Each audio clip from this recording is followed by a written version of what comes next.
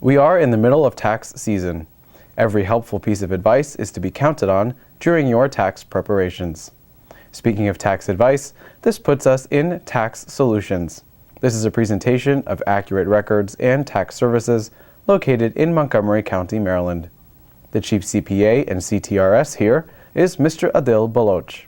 Let's view this segment, which will be hosted by Attorney Ramesh Khurana of the Khurana Law Firm located in Gaithersburg, Maryland.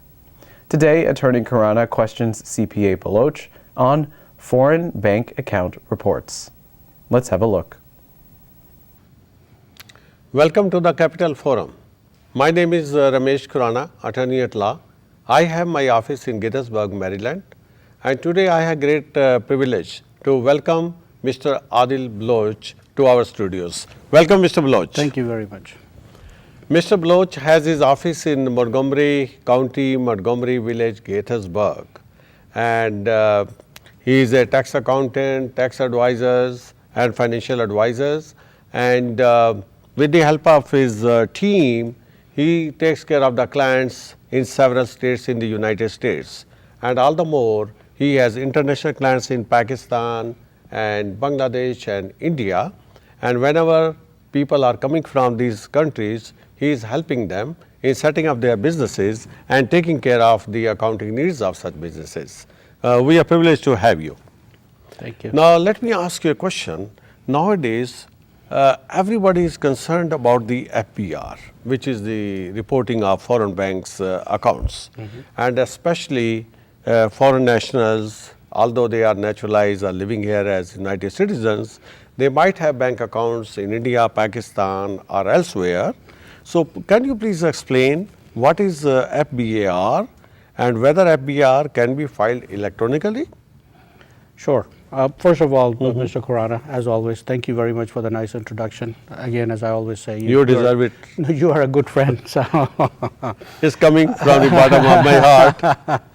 FBAR, as you mentioned, FBAR, it is exactly what it says. It's a foreign bank account report. If you are a U.S. national or a permanent resident, live in this country or outside of this country for that matter, you have a financial interest, depending on the thresholds, what kind of money you have and what kind of income and so on and so forth, you might be required to report on the FBAR form, foreign bank account report, which is for the most part just a statistical report, but not filing it, and I'm sure we'll get into that discussion as well, not filing it could be quite disastrous in some cases. It can be filed electronically. As a matter of fact, it is only filed electronically. It's not filed with your tax return. Oh, not anymore? Not anymore. It is required to be filed now. If you're not able to file electronically, IRS has very clear instructions on the site where you actually go to file it to call them and find out what the next steps might be. There might be a provision to take care of it not electronically. But for the most part, my understanding is that when you call them, they will fix whatever the problem is so you're able to file it. That's one thing about the report itself. So one thing you said, Adil, that this is not filed along with your tax return. It is filed separately. Correct. Right. So tell me, what is the deadline to file the FBAR So report? the FBAR deadline is June 30th every year. It has to be filed by then, because of the fact that it is e-filed. You can actually wait until June 29th. I would not recommend, but you can wait until June 29th, go in and actually file it. What needs to be the point here is that you have to be aware, you have to know whether you are required to file this report or not, because the penalties could be hefty. The penalties, I'm pretty sure most people don't even know what the penalties are. When they hear about the penalties, only then it sinks in that this is something very important that they're missing.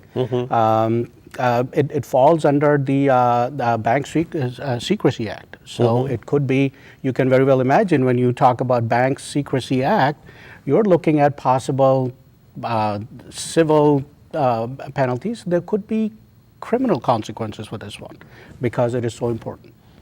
Okay. If your knowledge can be imputed to not file FBAR.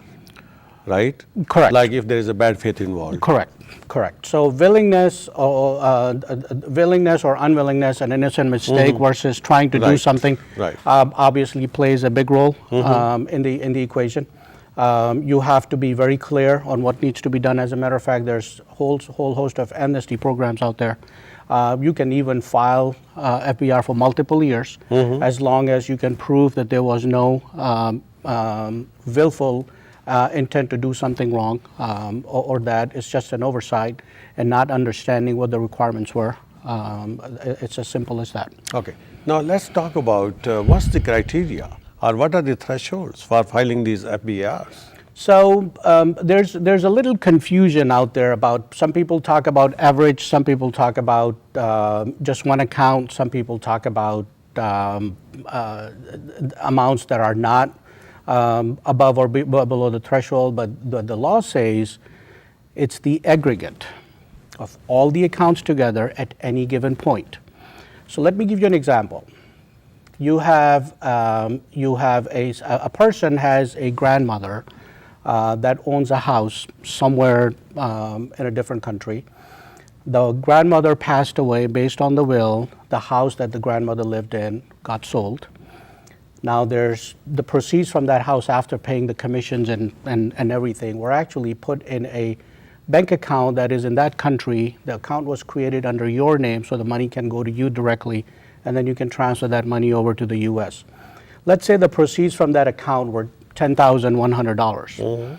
The money stayed in that account for 2 days before it got transferred over to you in the US. Guess what? You have to file an FBAR. It's a given point. It's any given point you have an aggregate of $10,000 or more in a foreign bank account, you are required to file a FBAR. Another confusion that people generally have is that, what about if a branch of a US financial institution that is located outside of the country? FBAR does not apply to that branch. But another thing that people miss a lot of time, there's another thing, which is the law itself, the FATCA, the Foreign Account Transaction Act. Under FATCA, you might be required to file that one. So you have to actually understand the law, what the law requires. FBAR might not be the only thing that might be applicable to you.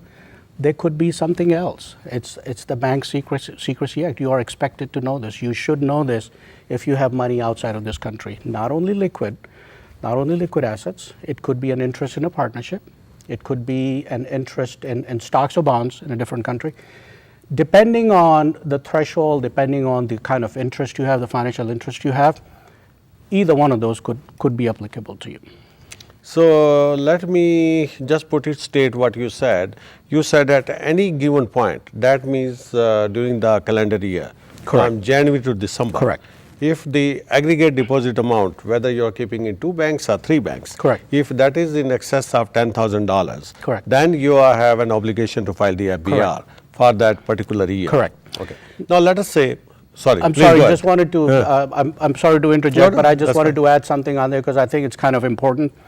FBAR is just a report. As I said, it's a statistical report. You just have to provide the information on what bank, what account, what balance. The income that you generate from that account could be interest, could be dividends. They still have to be reported on your tax return. The deadline for that is completely different than FBAR. So these are two different things we're talking about. So that deadline would be just relating to your tax filing. Tax date. filing, April 15, March Yeah. 15, depending on your deadline. If you have an extension, September 15, October 15. But that is, the income goes on your tax return. The FBAR itself actually is filed separately from the tax return. Okay. Now let us say that a person has failed to file FBAR for several years. Now of course you told us that these can be filed at any point of time. Now let us say IRS sends a notice to a particular person whose accounts are being audited that give us an evidence that you filed FBAR, let us say for the year 2014. So can you file at that point of time when you have been asked to show the evidence? Yes and no, depending on the situation.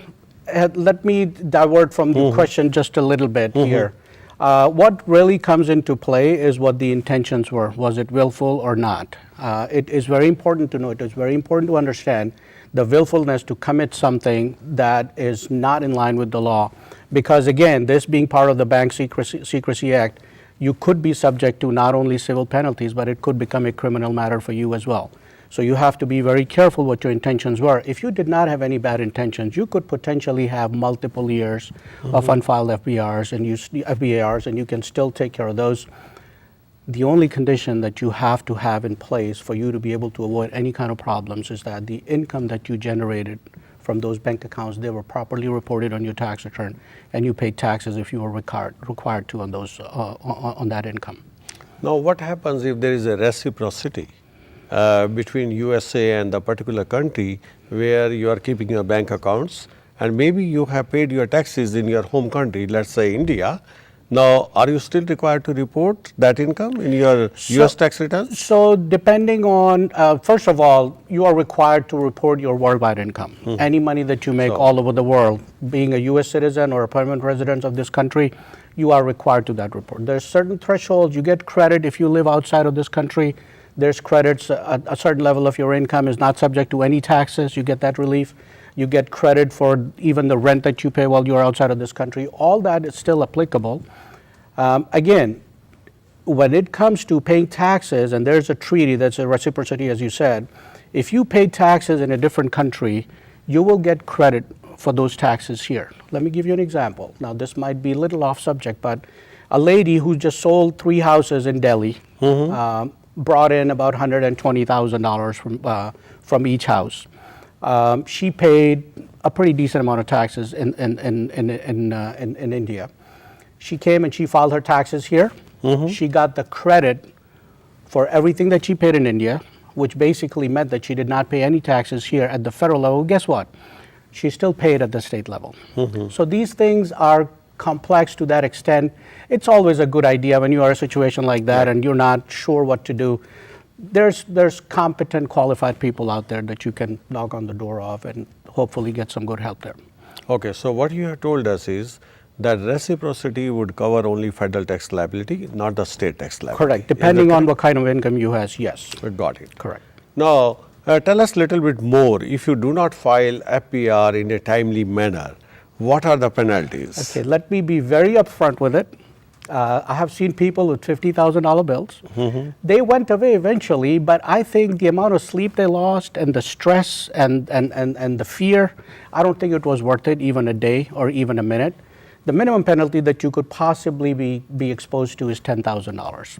So $10,000 means that you have to be working somewhere for months to make that kind of money after taxes. It is hefty. It could get up to $60,000 depending on what the violation is. If you're not FBAR compliant, $10,000, yes. If it's FATCA, could go up to $60,000, and actually you are charged $10,000 every month that you're not in compliance. It is not a joke. It is something to be taken very seriously. Okay, this is very scary. So I think filing of the FBAR is not so complicated. Is that correct? It is very simple. Something that can be taken care of in a matter of minutes. It's a very simple form. It's just one-page form. You go online, you fill it out, and you send it off. You're done. It's called FinCEN. The only thing that will keep your life simple is to file it before June 30th and not worry about it beyond that. It is not worth taking a trouble and facing a $10,000 penalty just because you did not spend 5 minutes in front of the computer filling this form out before June 30th. That makes sense. So we have got to wrap up now. Thank you very much. I appreciate your coming to our studios. Thank you very much. And I'm pretty sure that audience has been greatly benefited by the presence of our CPA, Mr. Adil Baloch, and we will be happy to invite him in future as well to talk about some more topics which will be of interest to the audience. Thank you very much for being with us.